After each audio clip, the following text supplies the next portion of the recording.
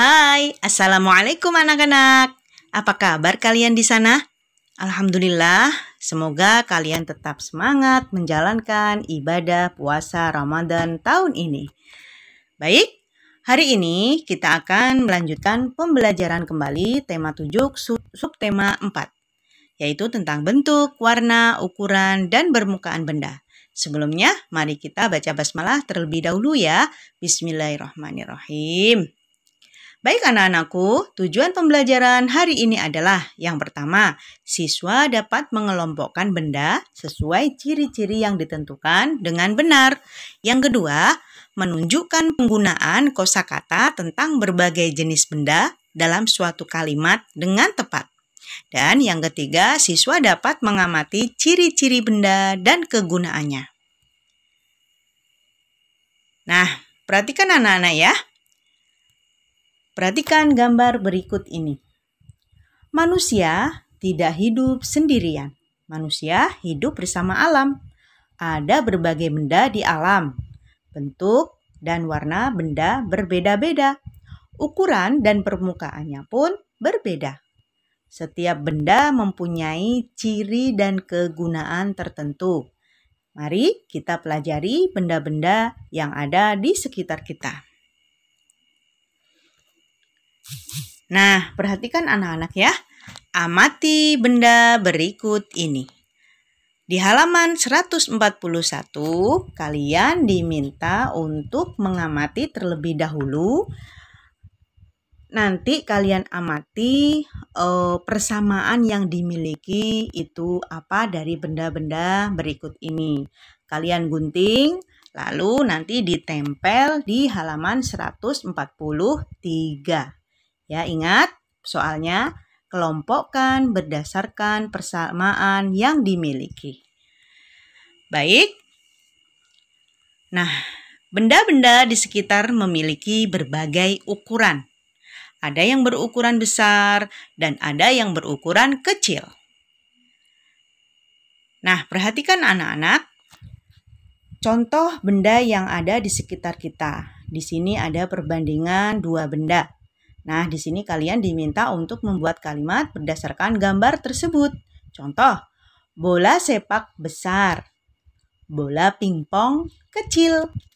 Nah, di situ nanti kalian di halaman 150 diminta untuk membuat kalimat sesuai dengan contoh yang di atas.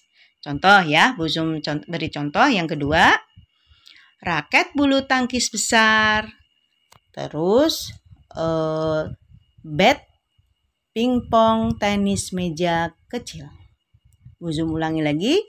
Raket bulu tangkis besar, bat pingpong bulu tangkis kecil. Bat pingpong tenis meja kecil.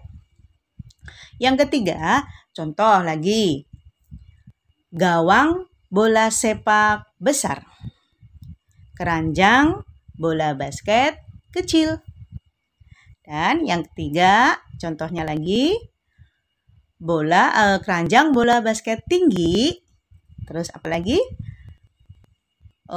Gawang bola sepak rendah. Seperti itu ya. Nanti boleh kalian tulis kalimatnya ya berdasarkan pengamatan kalian ya. Tugas di halaman 150. Nah, sekarang ada beberapa benda yang ada di sekitar kita. Mari kita amati benda-benda yang ada di sekitar kita. Adakah benda yang permukaannya kasar? Coba perhatikan anak-anak. Adakah ada yang benda yang permukaannya halus? Kira-kira mana ya yang kasar dan yang halus? Nah, nanti kalian diminta untuk mengamati benda-benda yang ada di rumah. Ya, kalian sambil raba ya, dan kalian sambil mencari-cari contoh benda yang permukaannya kasar. Kalau Bu Zum sudah mengamati contohnya kayu. Nah, contoh benda yang permukaannya halus, contohnya ember.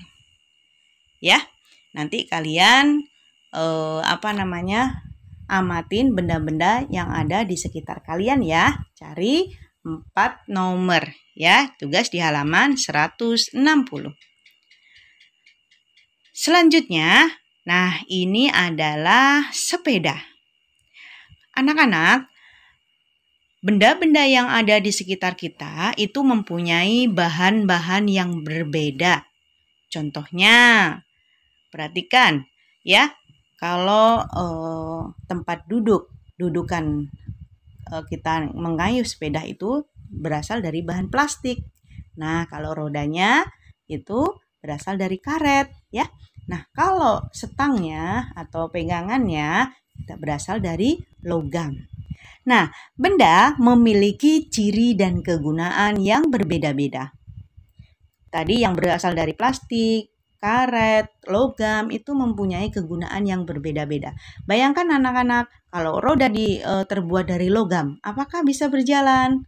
Susah ya anak-anak ya kalau dari logam. Kalau dari karet nanti akan lancar ya jalannya ya. Nah, benda memiliki ciri dan kegunaan yang berbeda-beda. Ciri dan kegunaan benda berkaitan dengan bahan benda. Ada benda yang terbuat dari karet, kaca, atau kertas. Ada juga yang terbuat dari kayu, logam, kain, atau plastik. Nah, mari kita amatin benda berikut ini. Kalau botol, ya botol terbuat dari plastik. Itu ada botol minuman, ada juga botol yang terbuat dari kaca, ya. Botol sirup ya, ada yang terbuat dari kaca. Nah, kalau buku terbuat dari kertas. Kalau penghapus terbuat dari karet. Nah, kalau cangkir terbuat dari kaca. Semuanya mempunyai fungsi yang berbeda. Selanjutnya, panci. Panci terbuat dari logam. Kenapa terbuat dari logam? Karena untuk penghantar panas. Bayangkan kalau panci buat ngerebus air terbuat dari plastik, pasti akan meleleh ya anak-anak ya. Jadi tergantung dari kegunaannya ya. Kalau selimut terbuat dari kain. Nah, kalau kursi terbuat dari kayu ya. Nah, isilah tabel di bawah ini dengan benar. Nama benda adalah contoh ya, Bu Zum kasih contoh ya. Nama benda adalah gelas, terbuat dari kaca. Ciri-ciri kaca itu adalah bening, keras, permukaan halus. Kegunaannya gelas itu untuk apa? Untuk tempat air. Yang kedua, lemari kelas. Lemari kelas. Ciri-ciri keras, permukaan agak kasar. Karena kalau lemari sudah diserut ya anak-anak ya, kecuali kalau kayu yang belum diserut mungkin kasar ya. Tapi ini lemari jadi agak kasar ya, udah diserut ya, jadi agak kasar. Jadi ciri-ciri lemari keras ya, kalau dipegang keras, permukaan agak kasar. Nah, kegunaannya adalah untuk menyimpan alat tulis. Yang ketiga, pintu kelas. Terbuat dari kayu, keras, permukaan agak kasar. Sama ya anak-anak ya, sama yang kayak lemari kelas. Nah, kegunaan memudahkan manusia untuk keluar masuk. Itu kegunaan dari pintu. Nah, lanjutkan tugas di halaman 173. Tabel nomor 4, 5, 6 saja. Ya, 3 nomor saja. Jadi nomor 4, 5, dan 6.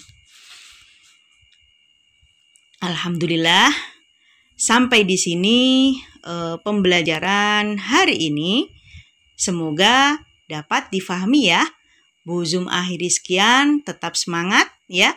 Jaga kesehatan dan assalamualaikum warahmatullahi wabarakatuh.